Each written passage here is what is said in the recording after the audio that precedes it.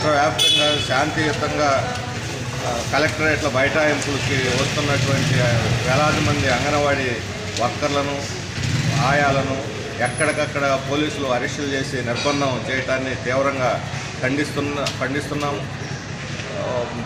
న్యాయమైనటువంటి వాళ్ళ కోరికలను పరిష్కరించడానికి బదులుగా ఈరోజు నిర్బంధంగా అణిచేయాలనేటువంటి ప్రయత్నం రాష్ట్ర ప్రభుత్వానికే బెడ్స్ కొడుతుందని చెప్పిన వాళ్ళు గుర్తించాల్సినటువంటి అవసరం ఉంది. మేము తెలంగాణ మీద ఎక్కువ వేతనాలు ఇస్తామని ఇచ్చినటువంటి హామీని అమలు జరపాలని మాత్రమే, జగన్మోహన్ రెడ్డి గారు ఇచ్చిన హామీలను అమలు జరపమని మాత్రం వాళ్ళు కోరుతున్నారు. దానికి బదులుగా ఈరోజు చర్చించి పరిష్కరించేదానికి అవకాశం ఉన్నా దాన్ని పక్కన పెట్టేసి మిమ్మల్ని 5వ తేదీలోగా డ్యూటీలు చేరకపోతే మిమ్మల్ని ఉద్యోగాలను తొలగిస్తాము, శాఖాపరమైన చర్యలు తీసుకుంటామని హెచ్చరించడం చాలా దుర్మార్గము. ఈరోజు మీ చేతిలో అధికారం ఉందని చెప్పి వీళ్ళందరి మీద నిర్బంధించి వీళ్ళని ఉద్యోగాలను తొలగిస్తామంటే రేపొద్దున మీ ఉద్యోగాలు కూడా తొలగిస్తారు.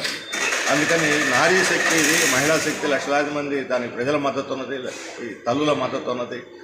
న్యాయమైనటువంటి వాళ్ళ కోరికలకి మొత్తం యావత్ సమాజము మద్దతు తెలియజేస్తుంది, సానుభూతి తెలియజేస్తుంది. ఈ విషయాన్ని రాష్ట్ర ప్రభుత్వం గుర్తెరగాల్సిన అవసరం ఉంది.